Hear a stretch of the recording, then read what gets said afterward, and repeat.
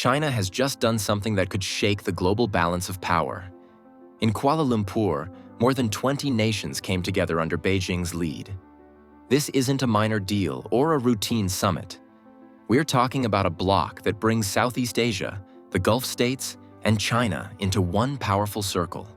Together, they represent over $25 trillion in economic strength and more than 2 billion people. For decades, BRICS was seen as the main challenge to Western dominance. But what's forming now goes even further.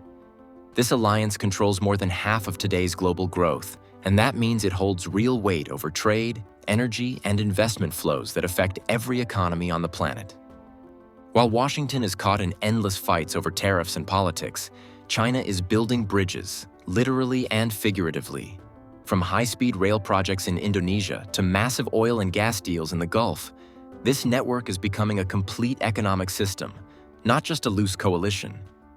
The question is no longer if this shift will matter. It already does. The real question is how far it will go and what it means for the future of US power. Stay with me. In Kuala Lumpur, history may have just taken a sharp turn. China brought together more than 20 countries, linking the ASEAN nations of Southeast Asia, the Gulf Cooperation Council, and itself into a single platform. On paper, it looks like another regional summit. In reality, it is the foundation of something far larger, an economic bloc with the weight to shift global power. The numbers tell the story. Combined, these countries account for over $25 trillion in GDP and more than 2 billion people. That's not a distant dream. It's today's reality. Together, they now generate around 55% of global economic growth, making them the main engine of the world economy.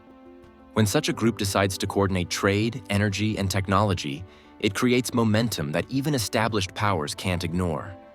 Many remember how BRICS once rose as a counterbalance to Western dominance. But compared to this coalition, BRICS looks limited. BRICS has struggled with internal rivalries, while this new bloc starts with common interests, trade routes, energy flows, and investment corridors that already tie them together. What's emerging is not just a forum for speeches. It's the outline of a parallel system where supply chains, currency use, and infrastructure can operate outside the reach of Washington and Brussels. This is why the summit mattered. It wasn't just about signing statements. It was about signaling that the Global South is ready to act as a single force. And the next step in this story shows how quickly US influence is fading. While this new alliance was taking shape, Washington was busy fighting its own battles. The United States is still the world's largest economy on paper, but its ability to shape global trade is slipping. One major reason is the tariff wars. They were sold as a way to protect American workers and bring back factories, but the results have been mixed at best. Studies by the Peterson Institute show that US tariffs since 2018 have cost the economy more than $130 billion in higher prices and lost efficiency. By 2025, additional rounds of tariffs under Trump pushed that number even higher. Instead of boosting growth, they raised costs for manufacturers and consumers alike.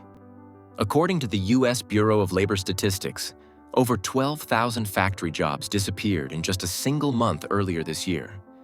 Allies that once leaned heavily on US trade are also moving on.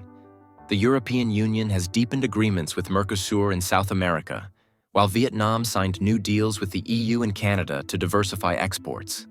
Even Japan and South Korea, longtime security partners, are exploring broader partnerships in Asia. Each of these moves chips away at Washington's central role in the global economy. The message is clear.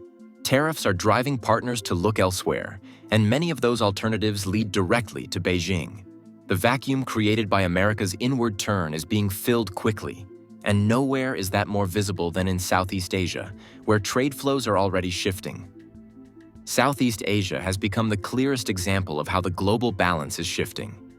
For years, countries like Indonesia, Vietnam, and Malaysia relied heavily on trade with the United States. But after repeated tariff rounds, many of those lifelines are breaking, and Beijing is stepping in to offer new ones. Take Indonesia. In April, when Washington imposed a 10% tariff on a wide range of imports, Jakarta's trade surplus collapsed. By May, it had fallen to around $160 million, the lowest level in 5 years. At the same time, imports of machinery and equipment from China and Singapore jumped by more than 20%. That tells a simple story. When the US market tightens, Indonesia looks elsewhere, and the first door open is Beijing's. Vietnam faced a similar blow.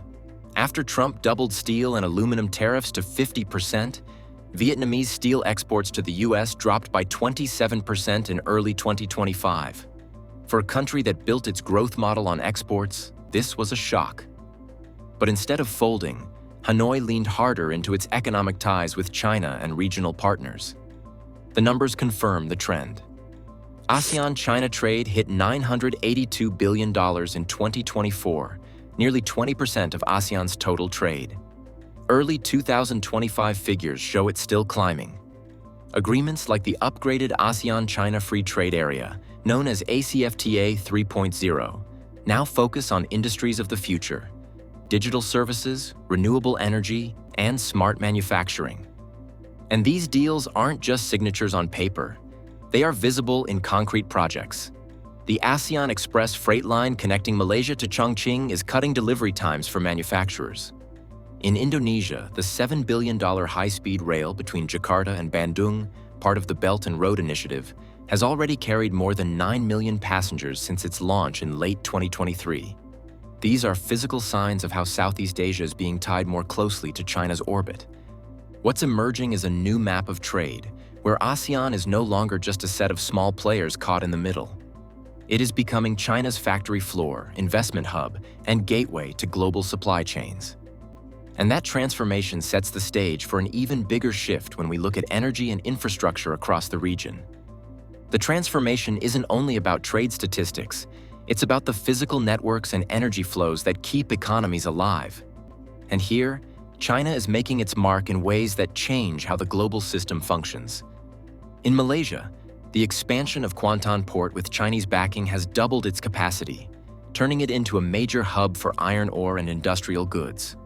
Similar investments are underway in Indonesia, where new shipping terminals are being developed to handle growing container traffic. These ports are more than infrastructure. They are gateways that shift supply chains toward Asia and away from Western-controlled routes. They anchor Southeast Asia more firmly into China's orbit and give the region alternatives that didn't exist a decade ago. Energy tells a similar story. For decades, oil priced in US dollars gave Washington enormous leverage over the global economy. That grip is slipping. Around 30% of Saudi oil sales are now conducted in non-dollar currencies, and recent contracts suggest that figure will rise. In 2023, China and France's TotalEnergies completed the first LNG trade in yuan, a signal that even Western companies see where the future is headed. And then there's renewables. China produces about 80% of the world's solar panels. It dominates wind turbine exports and battery supply chains. So whether the world's next phase runs on oil or on solar power, Beijing is positioned at the center. These moves don't just diversify energy, they redefine it. And as Asia builds new networks, the Gulf is beginning to follow the same path. The Gulf states are now making moves that would have seemed unthinkable a decade ago. For years, the Gulf Cooperation Council was firmly tied to Washington, both in security and energy. But today, those bonds are loosening, replaced by a deliberate pivot toward Asia.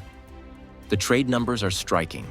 In 2023, GCCASEAN trade stood at around $130 billion. By 2032, the goal is to push that figure to $180 billion. This isn't just about selling oil. It's about building a long-term partnership across multiple industries. Gulf investors are pouring money into artificial intelligence, digital finance, and renewable energy, areas where China and Southeast Asia already hold strong advantages. The shift is also visible in politics. At the Kuala Lumpur summit, Indonesia's President Prabowo aligned openly with China's call to resist foreign domination and voiced support for Palestine. That message resonated deeply with Gulf leaders, signaling a new front where Asian and Arab voices are converging. Western media often paints China as a destabilizing actor in the region, especially when it comes to the South China Sea. But regional players describe something different. China helping draft a regional code of conduct with ASEAN to prevent conflict and manage disputes. For countries that value stability over confrontation, this is seen as constructive, not threatening. Taken together, these steps show that the Gulf is no longer content to play its old role. It is joining Asia in building a new axis of growth and security, an alliance that is starting to look like an alternative world system. What is emerging now goes far beyond a series of trade deals.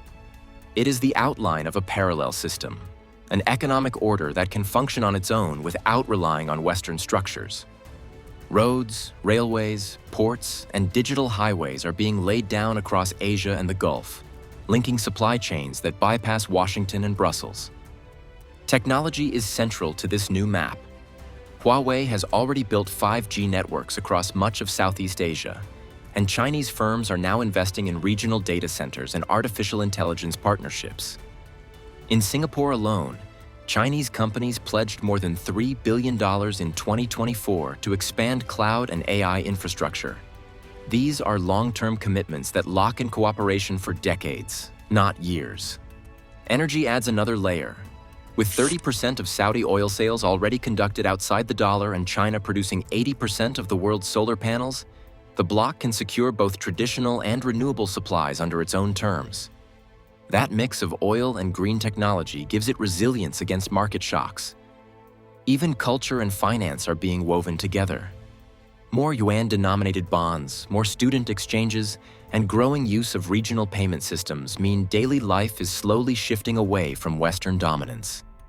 BRICS once looked like the biggest challenge to the old order. But this broader network, stretching from Jakarta to Riyadh, carries even greater weight. It is not waiting for permission, and it is not asking for inclusion. It is building an alternative that could soon rival the system set up after World War II. The shift is already happening, and it's accelerating faster than most expected. What began as trade summits is turning into a full economic and political network, one capable of standing apart from the West.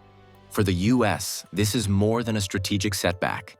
It's the first sign that the post-war order, once taken for granted, is being replaced in real time. So the question is no longer if this system will rise, but how much of the world will join it. What do you think? Can Washington stop it? Subscribe, and let's follow this transformation together.